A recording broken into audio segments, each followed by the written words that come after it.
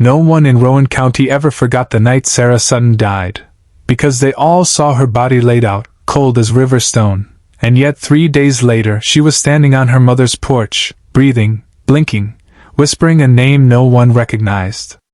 The story of how that happened begins long before the miracle, before the whispers of witchcraft, before the white physicians came to examine her like a curiosity, before the slave quarters fell silent with fear.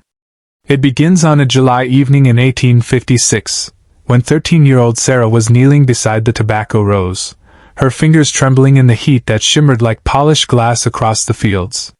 Sara Sutton was small, many said too small for the work given to her, but she carried something inside her that others felt before they understood.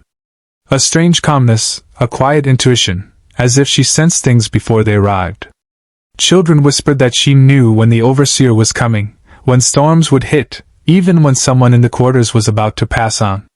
Her mother always told her, "Child, you feel the world deeper than others. Don't speak on it too much."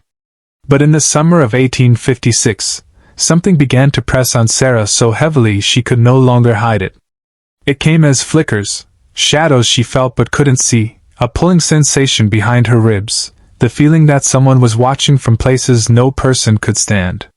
She tried to ignore it, tried to work faster, tried to listen to the rhythm of tools and voices around her so she wouldn't sink into the strange quiet that seemed to call her name.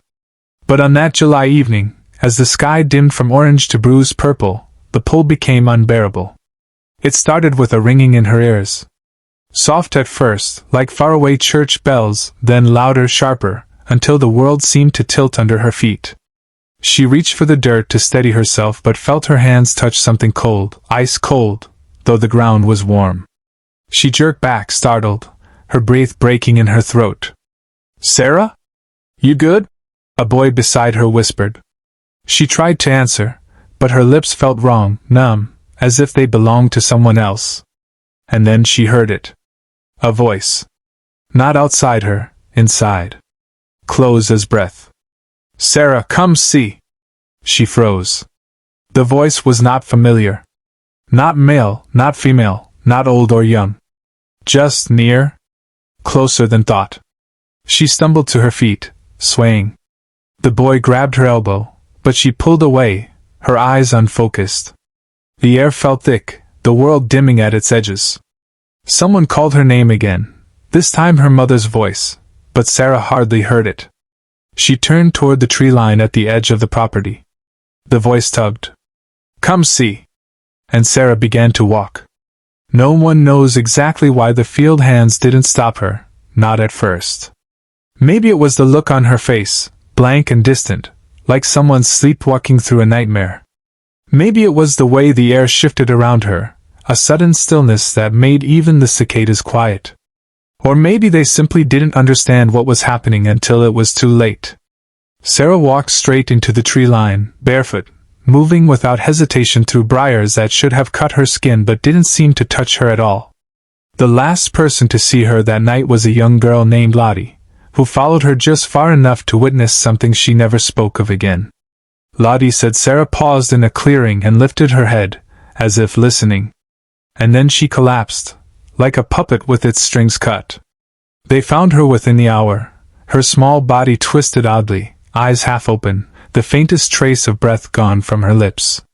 Her mother wailed as though her soul had been torn from her. The overseer sent for a physician, who arrived sweating and irritated, and after a brief examination announced what everyone believed. "She's gone." And that should have been the end of Sara Sutton's story. Many stories ended like that, quietly, cruelly, without justice. But things began happening almost immediately that made the older women uneasy. Her body didn't stiffen the way it should have. Her skin remained strangely warm. Her fingers curled and uncurled hours after she was gone. The physician insisted it was nerves and nothing more, but the enslaved women exchanged looks that said otherwise. When they prepared her body for burial, her mother swore she felt a pulse, faint but present, yet no one believed her grief-clouded certainty. They laid Sara out in the quarters for 3 days, as was tradition, candles burning low at night, the room filled with whispered prayers and quiet sobbing. By the second night, some refused to enter the room. They said the shadows moved wrong. They heard small sounds, soft tapping, faint breaths, the kind of noises you tell yourself you imagined. And Sara's face changed. Just slightly. As if something beneath her skin was struggling toward the surface. On the third night, the candles flickered in unison, though no wind touched them. The air felt charged, like the moment before lightning strikes. Those keeping watch stood up tense, their eyes fixed on the small figure on the table. Sara's chest rose. Only a fraction, barely more than a tremor, but it rose. A woman screamed, another fainted. Her mother dropped to her knees, clutching her daughter's hand, begging her to wake. And slowly, impossibly, Sara opened her eyes. Not fully, just a thin, trembling slit. But enough for everyone to step back in terror. Her lips parted. Dry, cracked, impossibly alive. She whispered a single word. A name. A name no one in Rowan County had ever heard before. And then she exhaled a breath that did not sound like it belonged to a girl who had lived 13 years, but to something far older. People fled the room. The candles blew out. Darkness swallowed everything. Sara Sutton, the girl they had already mourned, the girl who had lain still for 3 days, had returned.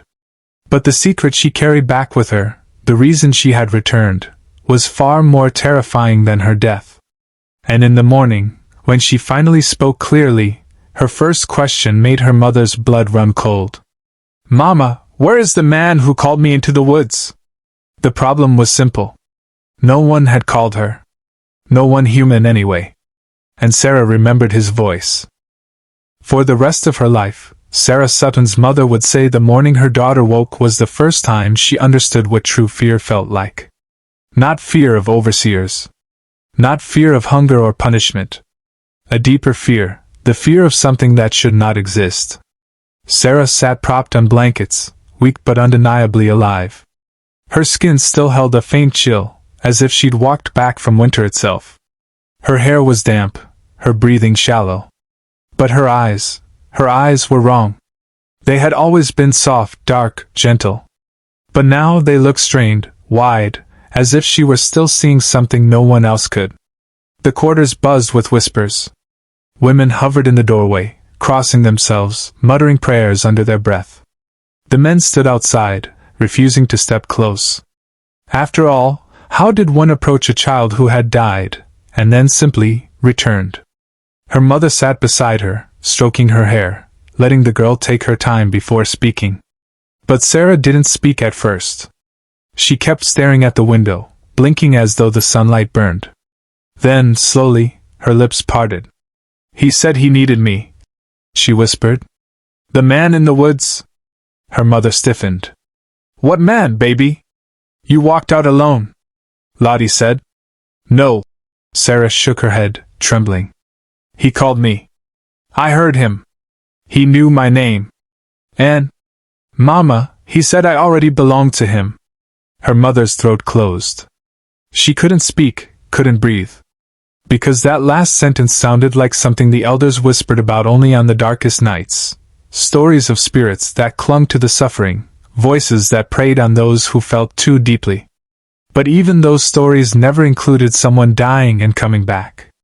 She tried to hide the panic in her voice. "What did he look like, Sara?" Sara's brows pinched tight, as if remembering hurt. "I didn't see his face. It was dark. But I saw his outline. Tall as the trees. Shoulders too wide. And when he stepped toward me, the ground shook. Not loud, but like it didn't want him walking on it." Her mother's hand froze mid-stroke. Half the room quietly backed away. Then Sara whispered something no one expected. He told me I wasn't done yet." Silence swallowed the quarters. Not even the birds outside dared make a sound. When the master's wife heard what had happened, she insisted a physician be sent immediately, not because she cared for Sara, but because a slave rising from the dead was a disturbance, a threat to order. The local doctor came at noon, eyelids drooping, his shirt sticking to his skin in the heat. He examined Sara with clinical detachment, poking and prodding, asking her questions she barely answered. When he finished, he told the master's wife, loud enough for half the quarters to hear. She probably suffered what we call a trance state. Not dead, just appeared so. Happens with the Negro nervous system. Nothing supernatural. The enslaved people exchanged looks that said the man was a fool. The doctor asked to speak with Sara alone. Her mother refused, but the master's wife insisted. If the child is deranged, we must know, she snapped. They left Sara and the doctor inside, door half shut.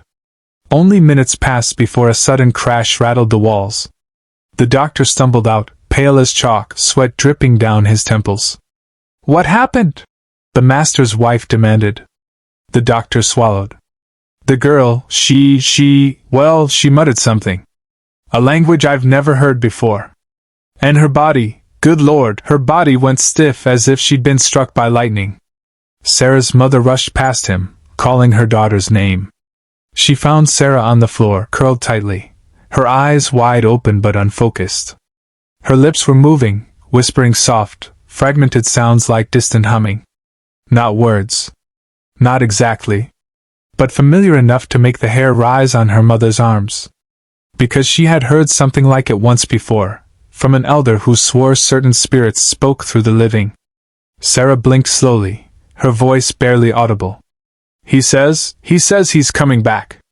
Her mother grabbed her face gently, forcing her to focus. Baby who? Who is he? Sara's eyes filled with tears. The one who held me in the dark. The one who said I crossed too early. A tremor passed through her. She clutched her mother's wrist. Mama! I saw people there. In the dark place. People I knew. People who died long ago. They were calling out. They were reaching for me. Her mother's breath broke. And he, whoever he is, pulled me away. Said it wasn't my time. Said he would send me back. But he told me this too. She swallowed hard. He said when he comes again. I have to go willingly. Her mother's hand trembled violently. You ain't going nowhere with anyone. But Sara shook her head. Mama, I think. Her voice cracked into a whisper. I think he wants something. And I think he gave me something before sending me back. Something that doesn't belong to me. Her mother opened her mouth to speak, but froze. Because suddenly, the girl's pupils dilated so wide they nearly swallowed her eyes. Her breath hitched. Her limbs stiffened. And a sound emerged from her throat, not a scream, not a cry, something low, vibrating, ancient. The candles flickered in unison. The walls seemed to pulse. Sara's small body began to tremble violently. Her mother pressed her to her chest, shouting for help as neighbors rushed in. Then, just as abruptly as it began, the shaking stopped. Sara's whole body went limp. And she whispered, in a voice not entirely her own. He's here. The door of the quarters slammed open with a force no wind could have created. And every candle blew out. The darkness that swallowed the quarters felt alive. Not the kind of darkness that comes from a blown-out candle. This one had weight. A heaviness. A cold breath that swept across the room as if something enormous had just stepped inside. Sara's mother clutched her daughter to her chest.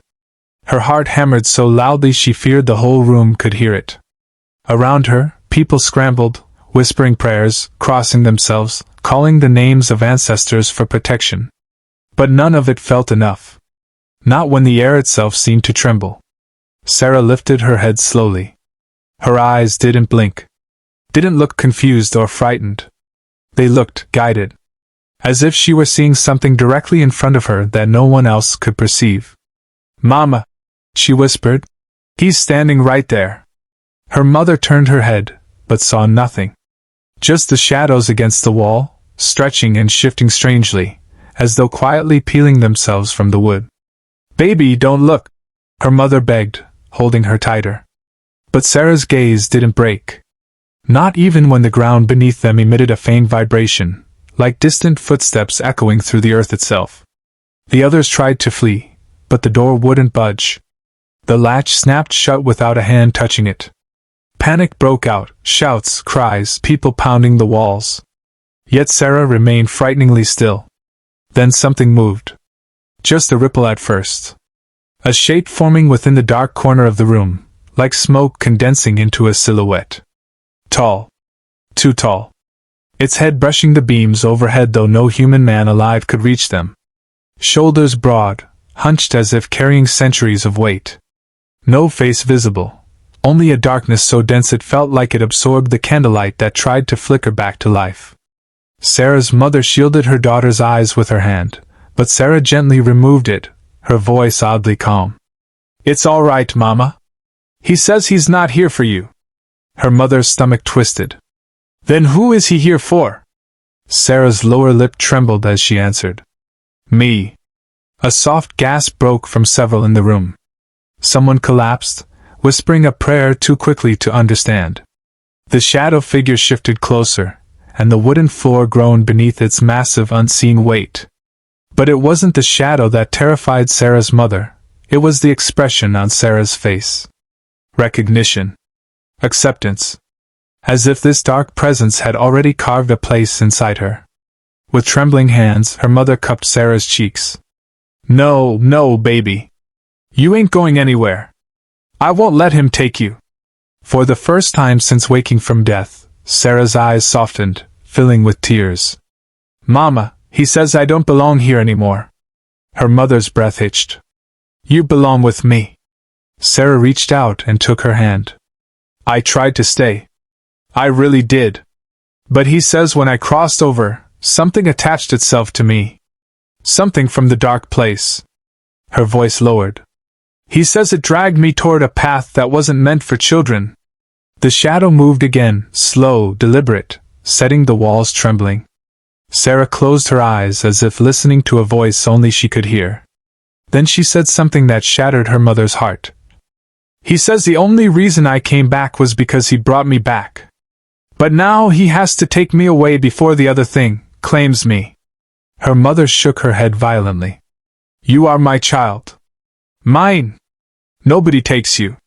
Sara's tears spilled down her cheeks. "Mama. I'm scared." Those were the words that broke the spell of shock in the room. Her mother pulled her close, holding her as if her arms could shield her from death itself. "Then you stay with me," she whispered fiercely. "You hear me? You stay." For a moment, everything stilled. The shadow halted its advance. The candles wavered but held their small, weak flames. Sara buried her face in her mother's neck, trembling. But then, the whisper came. A sound that shook the walls without touching the air. Not spoken aloud, felt. Every person in the room stiffened as it crawled through them. Sara lifted her head. "He says, if I stay, the darkness that followed me will not stop. It will spread. It will take others." Her mother froze. "He says I have two choices. Go with him, or let all of you suffer what was meant for me." Those words sank like stones through the room. Silence fell, heavy, suffocating. Sara's mother felt her own breath leave her chest. "No. No, you are not responsible for any of this.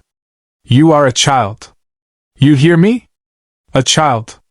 "I was," Sara whispered. "But when I died, I stopped being just that." The shadow took another step. Now it was close enough that the air around Sara dimmed, as if pulling her toward it. Her body leaned slightly, involuntarily, like a small plant bending towards some unnatural gravity. Her mother held her tighter. "I will not let you go." Sara's small hand lifted and touched her mother's cheek gently. "Mama, you have to." "No," her mother whispered, sobbing now. But deep down, she knew from the moment Sara's heart had stopped 3 days earlier, that the world had changed. That her child had crossed some boundary humans were never meant to cross. That whatever brought her back wasn't finished. Sara took a deep breath, her voice barely more than a trembling thread of sound. "He says he'll let me speak with you one last time. Just once." Her mother's throat clenched. She pressed her forehead to her daughter's. "Tell me what you need to say." Sara's voice broke as she whispered, "I love you, Mama. And I don't want to go back to that place. But I can't stay here. Not without hurting the people I care about.